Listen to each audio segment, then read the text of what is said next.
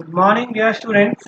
Today we will learn the concept of parallel computing and cloud computing. Before starting parallel computing, I want to tell you one thing that the computer, the machine that we use in our daily life, it contain a single processor.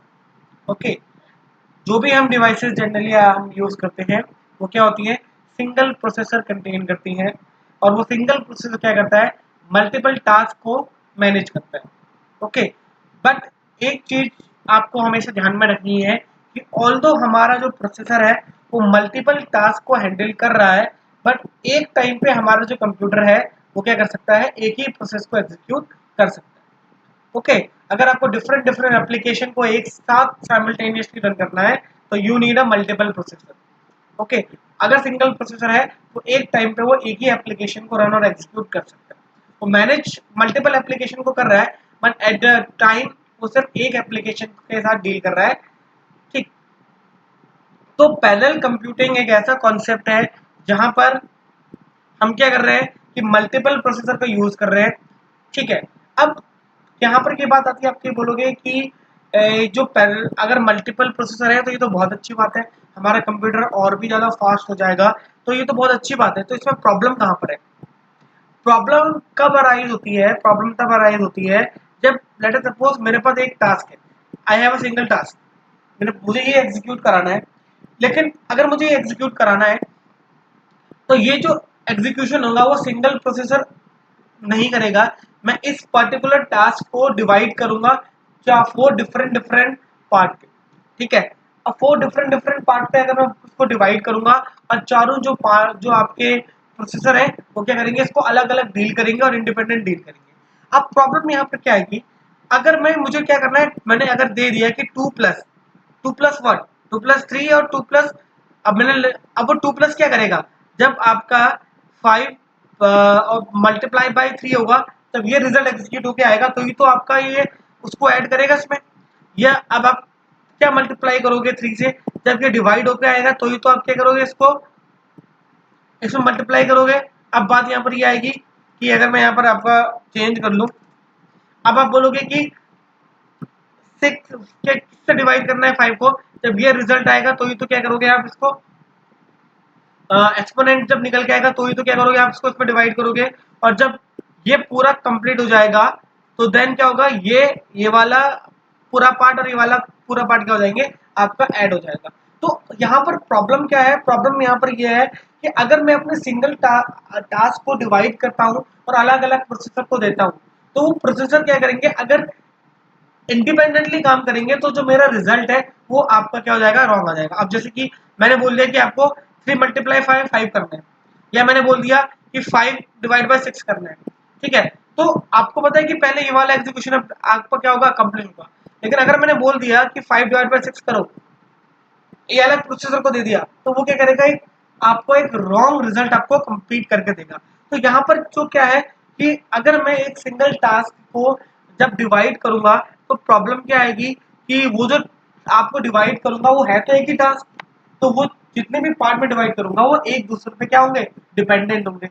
But जो processor उसको deal करेगा वो क्या deal करेगा, independent deal करेगा, वो उसको as a individual execute करेगा। वो यहाँ पर इस चीज को डिटरमाइन नहीं करेगा कि इसका जो रिजल्ट है वो कहीं और इम्पैक्ट करेगा, बिकॉज ये डिपेंडेंसी हमारे प्रोसेसर को नहीं पता कि ये हमारे प्रोसेसर को ये नहीं पता कि दूसरा प्रोसेसर क्या एग्जीक्यूट कर रहा है, दूसरे को नहीं पता कि तीसरा क्या एग्जीक्यूट कर रहा है, बिकॉज वो क्या कर रहे हैं, इंडिपेंडेंटली काम कर रहे हैं। तो यहाँ पर ये प्रॉब्लम आती है, और उस प्रॉब्लम को ओवरकम करने के लिए हमने जो कॉन्सेप्ट बनाया वो बनाया है पैरेलल कंप्यूटिंग। ये पैरेलल कंप्यूटिंग का कॉन्सेप्ट कब आएगा, जब आप मल्टीपल प्रोसेसर को एक यूज करोगे साइमल्टेनियसली, और जब एक टास्क डिवाइड होगी तो उन टास्क को कैसे मैनेज करना है ताकि वो एक दूसरे पे डिपेंडेंट रहे उनका रिजल्ट, और एक एक्यूरेट रिजल्ट वहां पर हमें अचीव हो। ठीक है, तो this is all about the parallel computing. अब पैरेलल कंप्यूटिंग सिस्टम एक्चुअल में करेगा क्या, a problem is broken into discrete but independent part that can run simultaneously without depending upon other.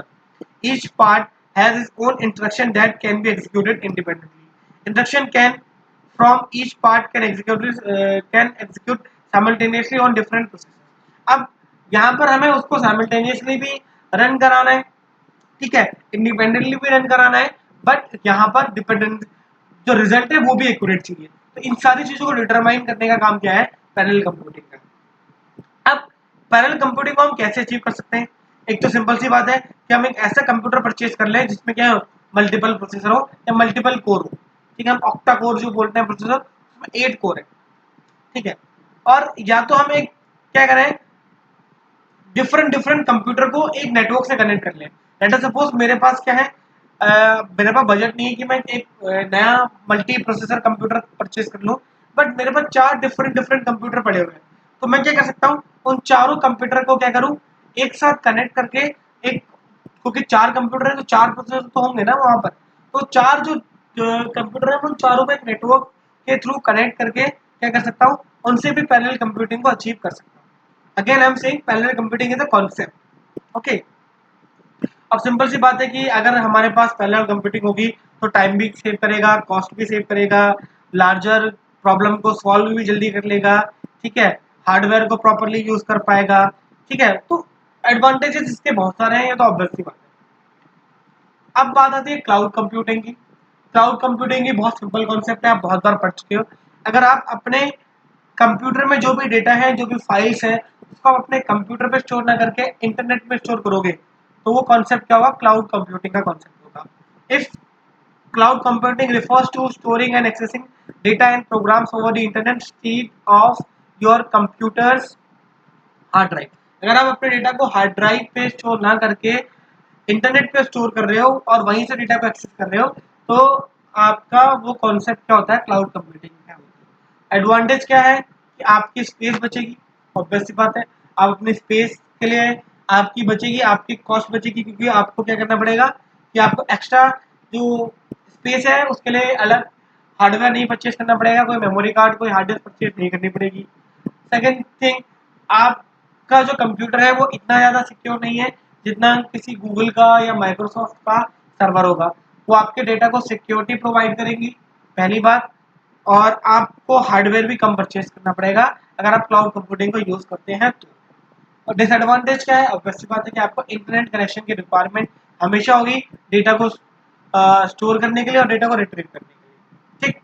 अब basically cloud is just a metaphor for the internet to store and access program over a cloud। You need to access a cloud, ठीक है। there are basically two types of cloud, public cloud and private cloud।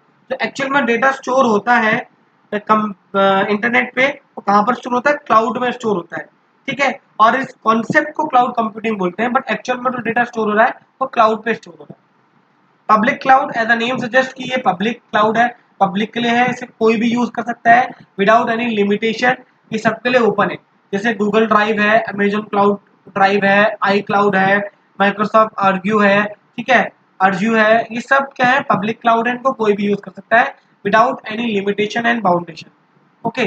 But जो private cloud है, ये सिर्फ और सिर्फ किसी company के इंटरनली यूज होता है। जैसे मेरी एक कंपनी है, मैंने अपनी कंपनी में कंप्यूटर बना लिया और उसमें सर मैं बोल रहा हूँ कि आप अपने यहाँ डेटा स्टोर ना करके मेरे कंप्यूटर में डेटा को स्टोर करो, और जिसको भी डेटा चाहिए वो इस मशीन से डेटा को एक्सेस कर सकता है। तो प्राइवेट जो क्लाउड होता है वो क्या होता है, वो आपका सिर्फ और सिर्फ किसी कंपनी या किसी ऑर्गेनाइजेशन से ही रिलेट करता है, किसी जनरल और पब्लिक यूज के लिए उस क्लाउड का यूज नहीं होता, ठीक है। तो private cloud consists of computing resources used exclusively owned by one business or organization। Private cloud are oftenly used by government agency, financial institution, etc। A private cloud is also known as internal or enterprise cloud। ये पूछा जा सकता है exam में कि private cloud का दूसरा नाम क्या है, तो आप बोलोगे इंटरनल और एंटरप्राइज क्लाउड। और ये कहाँ रिसाइड करता है, इन कंपनीज इंट्रानेट और hosted data centre where all the data is protected behind a firewall. मतलब कंपनी के इनसाइड, कंपनी के जहाँ भी सर्वर आपका लगा हुआ है वहीं पर आप उसका क्लाउड सर्वर भी वहाँ पर आप यूज कर सकते हो, ठीक है। तो all in all public cloud is use by any public anyone, we can use it, you can use it, and anyone can use it। There is no foundation in public cloud, but private cloud is used by only the business or organization। So that's it about that's about the cloud computing and parallel computing. Thank you, student. That's it for today. Keep learning.